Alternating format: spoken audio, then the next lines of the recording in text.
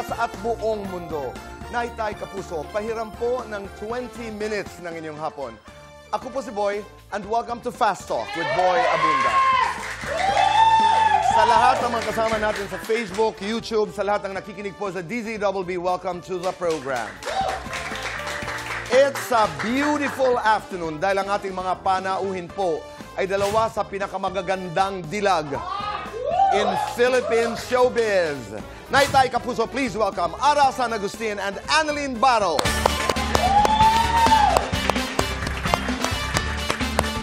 Parang kulang yung sigaw.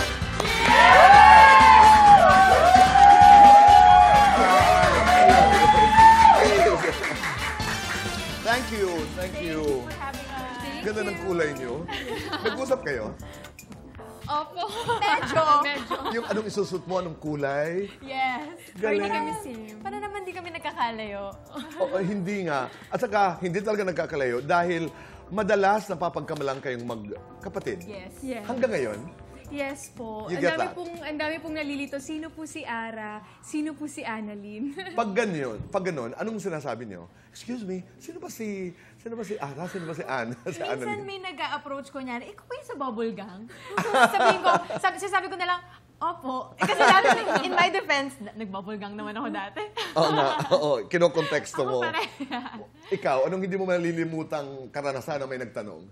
Lagi ko pong sinasabi, kung nalilito sila kung sino si Annalyn at Ara, si Ara po yung introvert, si Annalyn po yung extrovert. Okay. So ako po si Ara. And then, joke lang. Anong inyong aside from being an introvert and extrovert, saan kayo magkaiba, saan kayo magkapareho? Siguro, I'm asking because you've been friends for quite a while. Yes. For a long time, no? Since Starstruck. Yeah, 10 years ago. Okay. aside from she's louder than me, totoo naman. Siguro, mga taste din in items, I guess. Yeah. And then, Like, can you be more clear? ako mas, wala ko mas minimalist ako, ganun. Although, gusto mo rin naman yun eh. Ako parang, more on, super matipid ako. I'm on the cheaper item, parang ganon.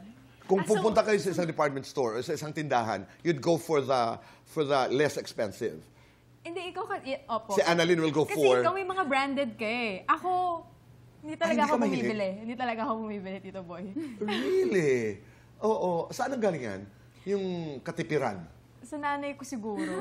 Very matipid kasi yun eh. As in, kahit minsan na may mga sarili akong purchase na, kunyari mag-fly ako, mag-travel, talagang tatanungin ako niyan, may ipon ka ba? May work ka ba? Bakit ka lilipad? Ganon. Pero hindi naman bad intention. Pero nagko-coach ka, nag-economy ka.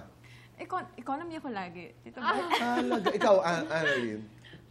Ako po, balance lang. I always find the right balance of enjoying what I have and syempre ipon po. Okay. Kasi ayoko rin pong mag-super ipon tapos di ko na alam kung hindi ko man na-enjoy yung buhay ko. So, laging balance lang. Which means that when you travel, may mga panahon na business class, may mga panahon na magko-coach ako. Economy lang din po ako. Hindi, pero doon sa mga bilihin, this is interesting. You go for branded. Hindi ka bibili ng sapatos, halimbawa, na 60,000, 70,000 pesos. Ara, no. Hindi. I like the way you say, Siya yun. no. I don't like. Pero ikaw, Me, I buy. you would. Yes, I will. I would. Kasi po, maraming beses ko rin naman po siyang susuotin. So, girl math, i-divide mo lang yon ng ilang taon, same lang din yung price. And the way you look at it is, sayang. For me, yeah. Parang, if I wear it out, and then, mabilis kasi din akong masawa, Tito Boy. So, Okay. pag sawakan ko na yung gamit, parang, Okay. mas madiskarte sa akin si Annalyn eh. Like, kaya niya, kunyari, bibili siya ng ganyan, kaya niya ibenta. Ako hindi, masistock lang yan sa bahay. Kaya, I'd rather not buy anything. Oo, madali kang mapagod, madali kang masawa sa mga bagay-bagay. Idiretso na natin. Madali ka ba magsawa sa boys? Halimbawa. Sa boys? Sa mga nanliligaw, sa mga nagpaparamdam. Mabilis akong ma-turn off. Oh, yes. Ayun. Talaga? Mabilis. Ano ang red flags para sa'yo? Physical or... Both. Oo. Both? Pangkalahatan at saka physical. Sa physical kasi, the first thing I notice in a guy, yung legs. Kapag chicken legs, ayoko na. Ayaw mo. Ayoko na chicken. Alam niyo na, guys. Okay. Tapos kapag personality, ayoko nang mayabang or na pa-flex masyadong flashy, gano'n. Alright. Samantala, si Annalyn, Samantalang ako, siguro naman mag-agree si Ara po sa akin. Ayaw po namin ng kuripot. Yes. I get it. Pero pakipaliwanag pa yun. Kuripot, halimbawa, if you're invited to a date or you go out at a restaurant, huwag mo naman ako tipirin? Parang ganon? Hindi naman po necessarily na kailangan mo ko dalhin sa isang mamahaling restaurant. Pero? Yung, at least, alam mong ma-feel mo na generous siya. Yung open siya Okay. sa'yo. Yung ganun. Na you know in the future, he can take care of you. Yeah. Ako, dun kami nanggagaling na, I guess it comes with age din, na nare-realize namin yung mga gantong bagay. Kasi before, when we had our relationships, our past relationships, parang hindi naman kami ganun mag-isip. Like, hindi naman ganito ka-practical. I mean, practical, pero hindi talagang dibdiba na. Yung ganitong specific, di ba? Yes, specific. Kasi naisip lang namin na, we're getting old and dapat, yung dinedate natin ngayon is sure tayo na pag in the future, what if kunyari mabuntis ka, like na maging mom ka, you have to leave work. So, Right. Paano? Wala akong sarili kong money, walang mag-aalaga sa akin, yung ganun. Pero paano yung Advance. concept ng financial independence ng girl? You get into a relationship, I want somebody who can support me. Yun ang inyong pananaw. Yeah. But Yes. where are you in the context of, financial freedom? Dapat buo rin ako. Dapat meron din akong sariling pera. Is that important to you? Yes. Yes. Di ba? Importante din po sa akin na meron din po akong sariling pera. Kahit, alam mo yun, Tito Boy, kung iwan ka man ng magiging partner mo or hindi, alam mo, kaya mo rin sa sarili mo. Kaya, importante rin po sa amin na same level lang din po kami ng may kakayahan. Kasi, mas magaganda yung buhay namin, mas maganda yung magiging future namin kung pareho kaming double income. In terms of friendship, lahat nyo ba nasasabi sa isa't isa? Lalo na yung mga usapin na may kinalaman sa boys? Yes.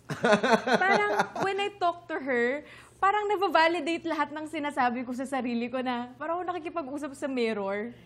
Ganon. Okay. Like, nagugulat ako na, and natutuwa rin ako na, shucks, may karamay ako.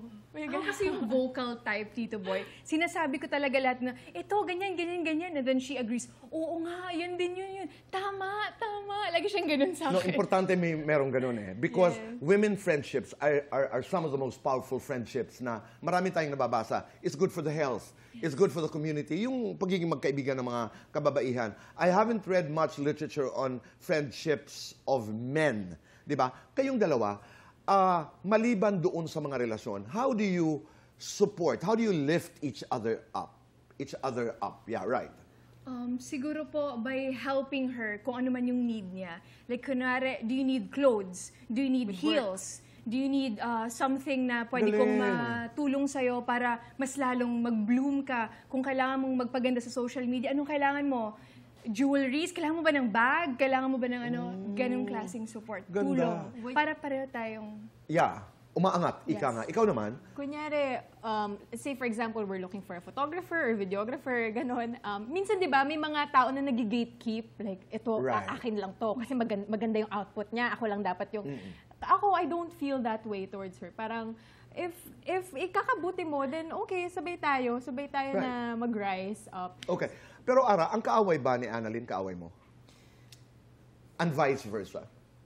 Ang kaaway ni Annalyn ay kaaway ko? Hindi kaaway, pero hindi ko i-friend.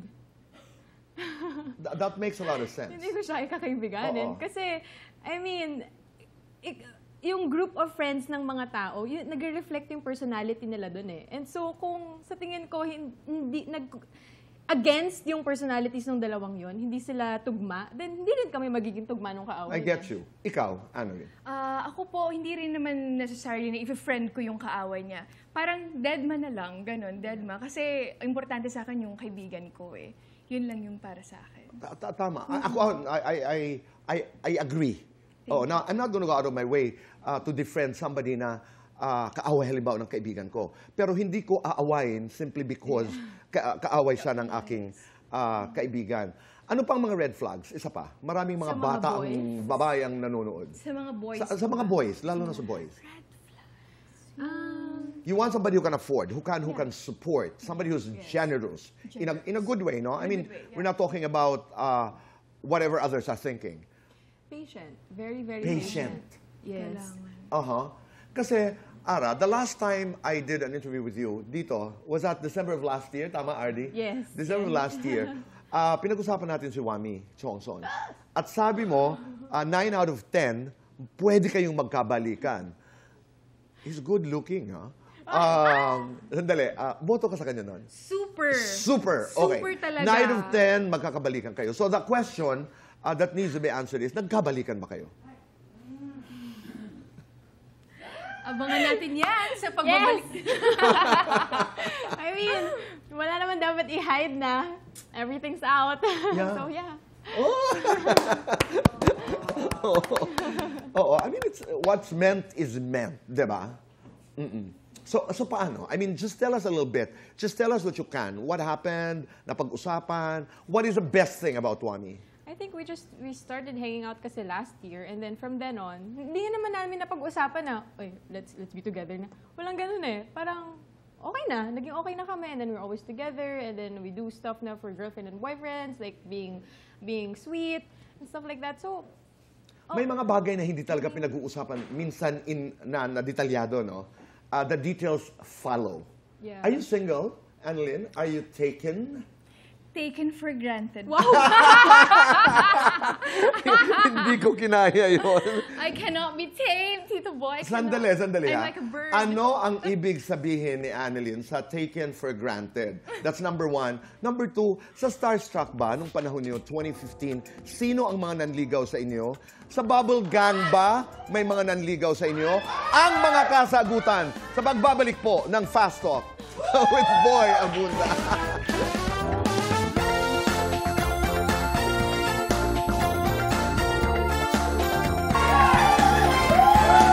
Babalik po dito sa Fast Talk with Boy Abunda. Kasama pa rin po natin si Ara at Annalyn. Okay, taken for granted. Exactly what does it mean? Taken for granted sa work. So, work lang po yung karelasyon ko ngayon. Talaga? Yes So po. you are single? Yes po. Talagang work muna ako. Mamaya na po yan. Makakahintay yan. Wait ka lang. Naghihintay or do you actually, I mean, I don't want to use the word chase, no? But for poetry's sake, nag-aantay ka or do you deliberately go out, go to parties and meet people? Actually, Tito Boy, taong bahay lang din talaga po ako. Talaga? Opo. Oo. Kaya, Ara, tulungan siya lang. Joke lang. Work lang po talaga muna ako ngayon, Tito Boy. Kasi habang okay pa, Tama. work muna tayo. Okay, pag-usapan, work, we're talking about Bubble Gang, we're talking about Starstruck. Balikan lang natin mabilisan. Sino yung mga nanligaw? Katuwaan lamang ito. Halimbawa sa Starstruck, may nanligaw sa inyo, Ara? Wala po. Wala. Wala talaga. Wala. Ikaw, Annalyn? Meron. Parang yata po. Meron? Parang Sino? po yata. Tayo lang. Naku, Tito Boy, nakalimutan ko na talaga yung name. Igalang natin yan. Di ba? Bubble Gang. Po? Ano ba yan? Pero hi sa kanila. Kung sino man sila. Mga in a relationship na rin yata sila. Talaga? Pero ibig sabihin sila, marami ang nanligaw sa'yo sa Bubble Gang? Ano po? Sakto lang po, Tito Boy. No, at least the count. 2, 3?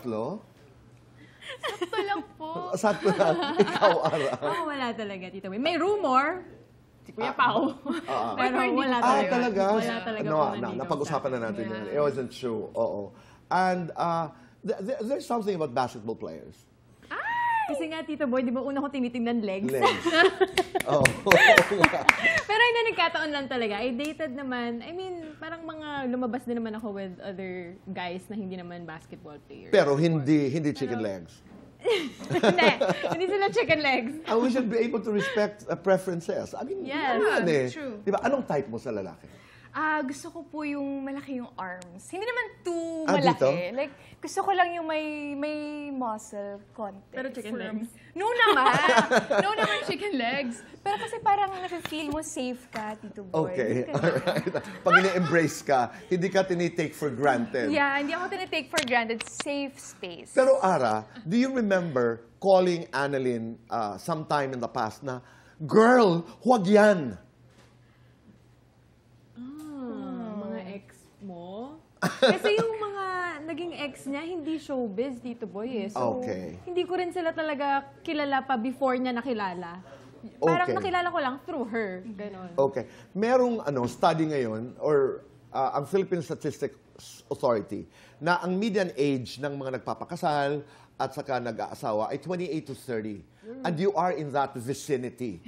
I mean, sumasagi na ba sa inyong isipan ni Wami ang lumagay sa tahimik? No, but nadadaanan na yun? Opo, napag-uusapan yun, pero not now. Definitely not now. Not now. Yes. Because? Because ako, personally, marami pa akong responsibility sa family ko. Like, ako sa tingin ko, hindi ko pa nararating din yung gusto kong marating. I mean, I'm grateful, don't get me wrong, pero hindi ko pa nararating yung goal ko. Hindi ko pa nakuha yung goal ko na gusto ko. Okay. I totally understand that. Pero ito na yung age na, we were talking about it, ang dami niyong invitations na natatanggap sa mga weddings, baptism ng mga kaibigan niyo. Yes. And somehow, how do you feel? Sad. Pero okay lang naman. Talagang ganun eh. Yun yung face ng life po nila. Siguro po yung face ng life ko is puro work.